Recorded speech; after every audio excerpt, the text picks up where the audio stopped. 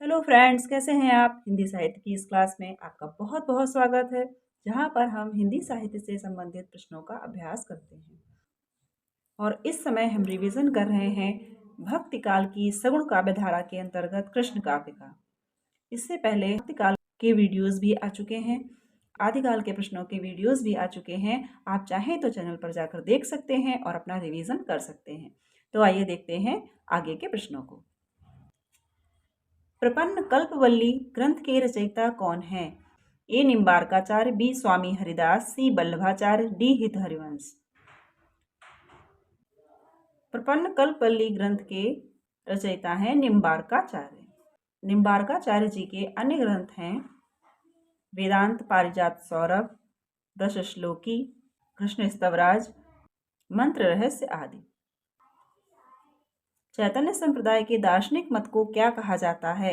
ए द्वैतवाद, B अचिंत्य भेदाभेदवाद, सी द्वैताद्वैतवाद, D शुद्धाद्वैतवाद।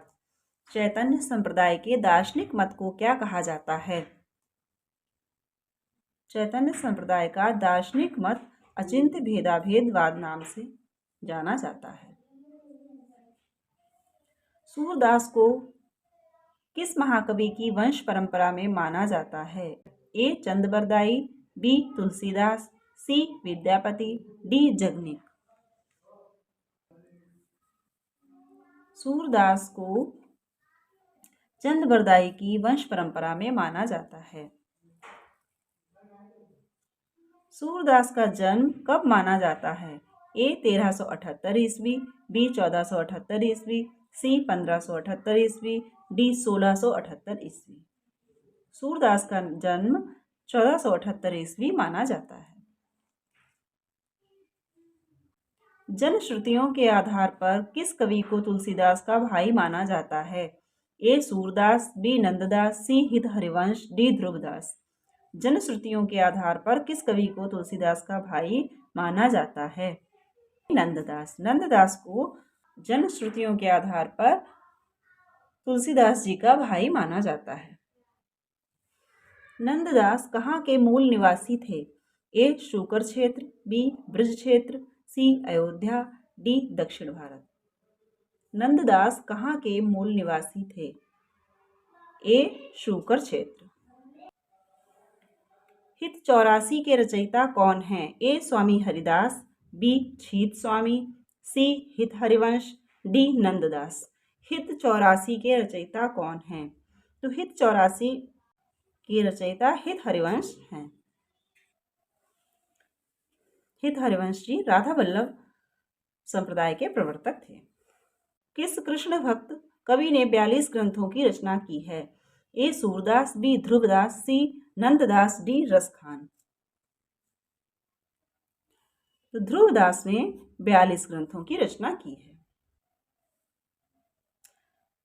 इनमें से कौन सा कवि मुसलमान था? ए ध्रुवदास, बी रामराय, सी रसखान, डी चतुर्भुजदास। तो रसखान मुसलमान थे और एक अच्छे कृष्ण भक्त भी थे। इन्हीं के संदर्भ में भारतेंद्र जी ने कहा था, इन मुसलमान हरिजनन पर कोटिन हिंदू वारिये। इनमें से भंवर गीत के रचयिता कौन हैं? ए सूरदास, बी नंददास, सी रसखान, डी कृष्णदास। भंवर गीत के रचयिता कौन हैं? तो भंवर गीत के रचयिता नंददास जी हैं, जबकि भ्रमर गीत के रचयिता सूरदास हैं। उद्धव गोपी संवाद से युक्त काव्य को किस काव्य परंपरा के नाम से जाना जाता है? उद्धव गोपी संवाद जिस परंपरा में होता है उस काव्य परंपरा को किस नाम से जाना जाता है? ए उद्धव शतक परंपरा, बी भ्रमर गीत काव्य परंपरा, सी भ्रमर गीत सार, डी कोई नहीं। तो इसे भ्रमर गीत काव्य परंपरा कहा जाता है। उद्धव शतक की रचना इनमें से किस कवि ने की है? ए नंददास, बी सूरदास, सी सत्यनारायण कविरत्न, डी रत्नाकर। उद्धव शतक की रचना जगन्नाथ दास रत्नाकर जी ने की है। गोकुल सबय गोपाल उपासी, यह पद किसका लिखा हुआ है? ए सूरदास, बी रसखान, सी मीरा, डी ध्रुवदास। ये सूरदास का लिखा पद है। इनमें से किस कवि की गोपियां सर्वाधिक भावुक हैं? ए रत्नाकर, बी सूरदास, सी नंददास, डी सत्यनारायण कविरत्न। किसकी गोपियां सर्वाधिक भावुक हैं? सबसे अधिक भावुकता किसकी गोपियों में है? तो सूरदास की गोपियां सर्वाधिक भावुक हैं। निर्गुण कौन देश को वासी पद में किसका खंडन किया गया है? ए सगुणोपासना, बी निर्गुणोपासना, सी भक्ति भावना, डी प्रेम भावना। निर्गुणोपासना का खंडन यहाँ पर गोपियों ने किया है, निर्गुण कौन देश को वासी ऐसा कहकर। वात्सल्य एवं श्रृंगार का सम्राट किस कवि को कहा जाता है? ए नंददास, बी ध्रुवदास, सी चतुर्भुजदास, डी सूरदास। वात्सल्य एवं श्रृंगार का सम्राट सूरदास जी को कहा जाता है। जैसा कि आचार्य शुक्ल ने कहा भी है कि अन्य कवियों की वात्सल्य की उक्तियां सूर की झूठी सी जान पड़ती हैं। साहित्य लहरी के रचयिता कवि कौन है? ए सूरदास, बी नंददास, सी कृष्णदास, डी गोविंद स्वामी। साहित्य लहरी के रचयिता सूरदास जी हैं। अपनी इसी रचना में इन्होंने अपनी वंश परंपरा का परिचय दिया है। सूरदास के दृष्टकूट पद किस ग्रंथ में संकलित हैं? ए सूरसागर, बी सूरसारावली, सी साहित्य लहरी, डी कोई नहीं। साहित्य लहरी में इनके दृष्टकूट पद संकलित हैं।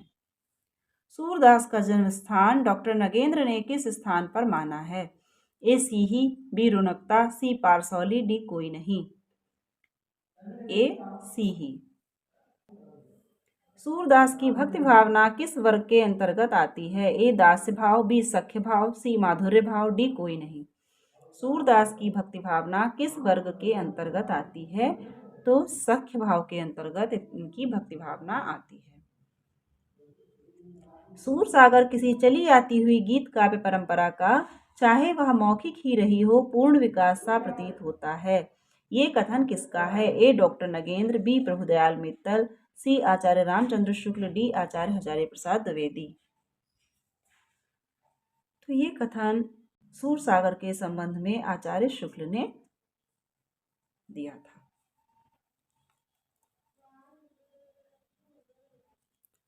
सूरदास की भक्ति पद्धति का मेरुदंड पुष्टि मार्ग ही है। ये कथन किसका है? ए प्रभुदयाल मित्तल, बी डॉक्टर नामवर सिंह, सी गणपति चंद्र गुप्त, डी आचार्य रामचंद्र शुक्ल। डी आचार्य रामचंद्र शुक्ल। जा पर दीनानाथ ढरे, इस पद में किस प्रकार की भक्ति है? ए दास्य भाव, बी पुष्टि मार्ग, सी माधुर्य भाव, डी सख्य भाव। इस पद में किस प्रकार की भक्ति है? बी पुष्टि मार्ग। नंददास की सर्वश्रेष्ठ कृति इनमें से कौन सी है? ए रास पंचाध्यायी, बी भंवर गीत, सी अनेकार्थ मंजरी, डी रूप मंजरी। नंददास की सर्वश्रेष्ठ कृति कौन सी है? ए रास पंचाध्यायी। नंददास ने प्रेमाख्यानक काव्य परंपरा के किस ग्रंथ की रचना की है? ए रस मंजरी, बी रूप मंजरी, सी अनेकार्थ मंजरी, डी भंवर गीत। प्रेमाख्यानक काव्य परंपरा का इनका ये ग्रंथ जिसका नाम है रूप मंजरी, जो हम पहले पढ़ चुके हैं। नंददास ने किस ग्रंथ में रासलीला की आध्यात्मिक व्याख्या करते हुए कृष्ण, वृंदावन, मुरली, गोपी आदि को प्रतीक मानकर आध्यात्मिकता से जोड़ा है? ए रास पंचाध्यायी, बी सिद्धांत पंचाध्यायी, सी विरह मंजरी, डी मान मंजरी। बी सिद्धांत पंचाध्यायी। इनमें कौन सा ग्रंथ नंददास का नहीं है? ए प्रेम बारा खड़ी, बी श्याम सगाई, सी माधवानल काम कंदला, डी रुक्मिणी मंगल। कौन सा ग्रंथ नंददास का नहीं है? सी माधवानल काम कंदला। भ्रमर गीत का मूल प्रेरणा स्रोत कौन सा पुराण है? ए श्रीमद् भागवत पुराण, बी नारद पुराण, सी शिव पुराण, डी हरिवंश पुराण। भ्रमर गीत का मूल प्रेरणा स्रोत जो है वो श्रीमद् भागवत पुराण है। सत्यनारायण कविरत्न ने भ्रमर गीत परंपरा का कौन सा काव्य ग्रंथ लिखा? ए उद्धव शतक, बी भंवर गीत, सी भ्रमर दूत, डी पवन दूत। सत्यनारायण कविरत्न ने भ्रमर दूत नामक भ्रमर गीत परंपरा का ग्रंथ लिखा और इसमें स्वदेश प्रेम, राष्ट्रीयता के साथ साथ स्त्री शिक्षा का भी उल्लेख है और सबसे बड़ी विशेषता यह है कि इसमें यशोदा को भारत माता के रूप में चित्रित किया गया है। बसो मेरे नैनन में नंदलाली, ये पद किसका है? ए सूरदास, बी नंददास, सी रसखान, डी मीराबाई। तो ये पद आप सभी जानते होंगे मीराबाई जी का है। मोर पखा सिर ऊपर राखी हों, गुंज की माल गरे पहिरौंगी, ये पंक्ति किस कवि की है? ए देव, बी रसखान, सी पद्माकर, डी ग्वाल कवि। ये रसखान की पंक्ति है। प्रेम वाटिका के रचनाकार कौन हैं? ए भारतेंदु, बी रत्नाकर, सी रसखान, डी पद्माकर। प्रेम वाटिका के रचनाकार रसखान हैं। रसखान का जन्म कब हुआ था?